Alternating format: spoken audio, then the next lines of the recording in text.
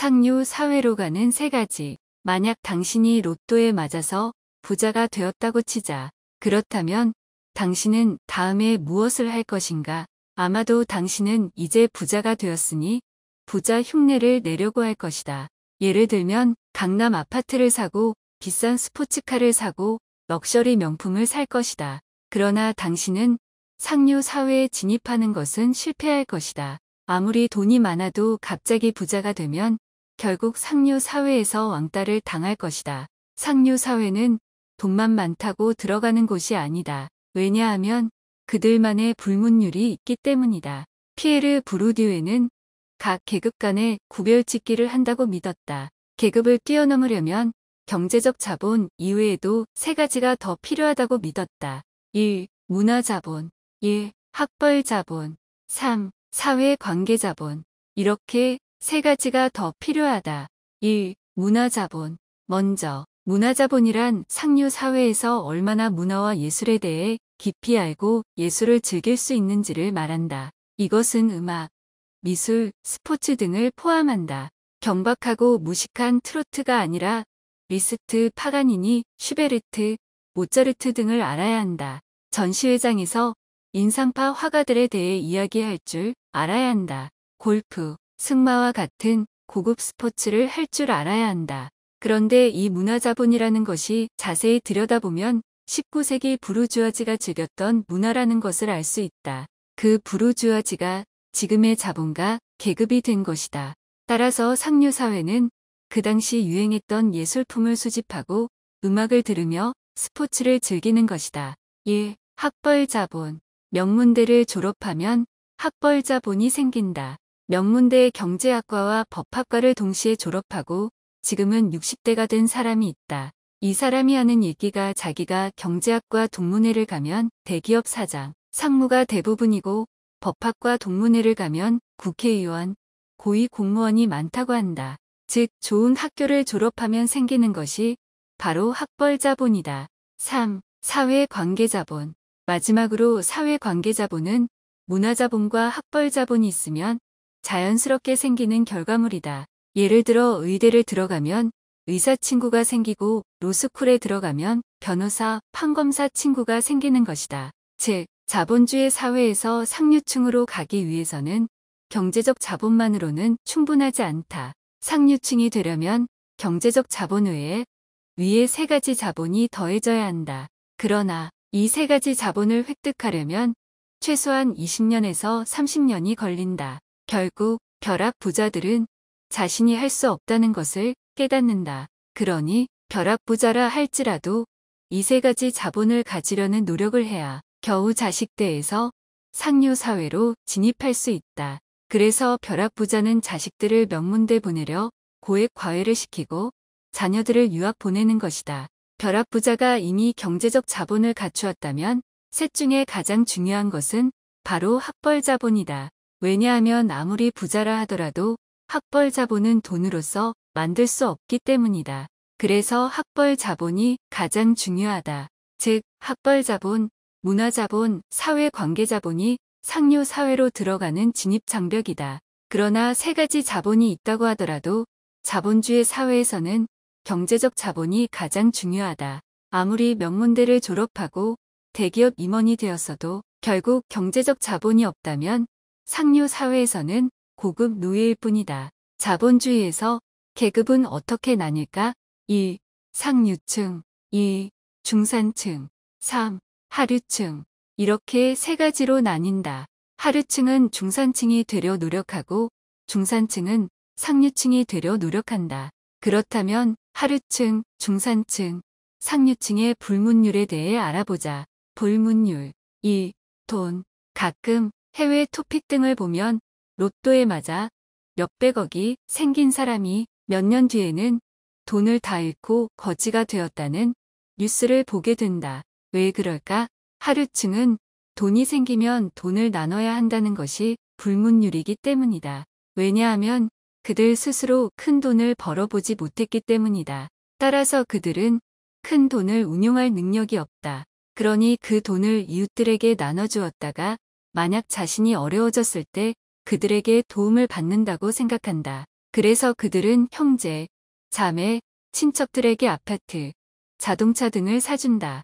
그리고 결국 그들은 돈을 다 써버리고 몇 년 안에 거지가 된다. 하류층이 돈을 대하는 방식은 마치 원시 공산사회와 같다.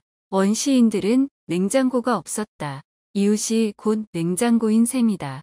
그래서 사냥을 해서 사슴을 잡아왔다면 이웃들에게 나눠주고 이웃집 사람들의 배에 저장시킨다. 왜냐하면 어차피 그는 큰 사슴을 다 먹을 수 없고 그냥 놔두면 썩기 때문이다. 그리고 원시인 자신이 사냥에 실패한 날이나 늙어서 사냥을 할 수 없을 때는 이웃들에게 도움을 받는다. 그것이 원시 공산사회의 경제 논리다. 이런 하류층의 태도는 오직 돈은 몸으로만 벌 수 있다는 생각에서 비롯된다. 그러나 중산층과 상류층은 다르다. 신석기 혁명은 농업혁명이다.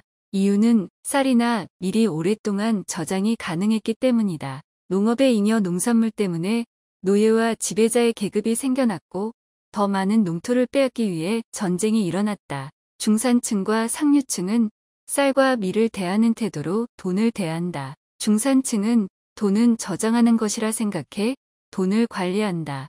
상류층은 돈을 늘리는 것이라 생각해 투자한다. 그러나 하류층은 돈을 소비하는 것이라 생각한다. 2. 가족 구성.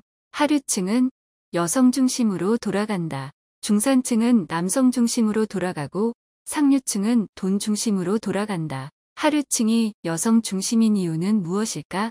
하류층에서는 많은 가정이 결혼과 이혼을 한다. 그러나 그들은 변호사가 필요 없다. 왜냐하면 그들은 분할할 재산이 없기 때문에 변호사가 필요 없다. 따라서 어머니가 재혼한 경우 자녀는 할머니나 외할머니가 키우는 경우가 많다. 어머니가 여러 번 재혼한 경우 이복 형제와 함께 살 수도 있다. 이 경우 가족의 중심은 여성인 어머니다. 3.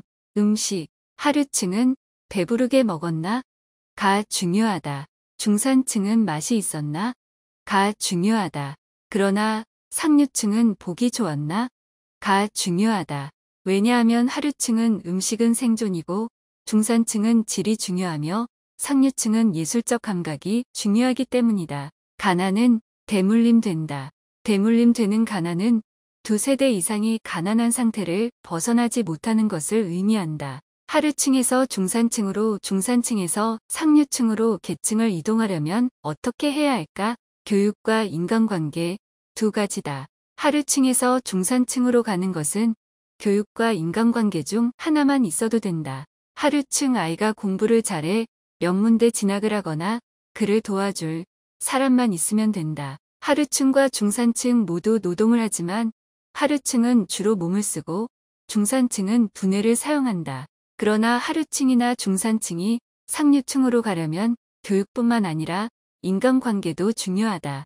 인간관계란 상류층의 불문율을 가르쳐주고 알려줄 배우자나 조언자다. 즉, 그들이 상류층이 되기 위해서는 사람이 필요한 것이다. 배우자의 이론은 재벌 2세 딸과 결혼한 사위, 재벌 2세와 결혼한 여자 아나운서 등이 있다. 일본에서 처음 총을 만들려고 했을 때 아무리 총에 관한 책을 많이 읽어도 총을 만들 수 없었다. 결국 네덜란드에서 총을 만들었던 기술자가 와서야 총을 만들 수 있었다. 즉, 암묵적인 노하우는 책에서 배울 수 없고 오직 사람으로부터만 배울 수 있다. 그렇다면 사람들이 상류 사회에 들어가려고 하는 이유가 무엇인가? 중산층과 하층민은 상류층을 부러워하기 때문이다.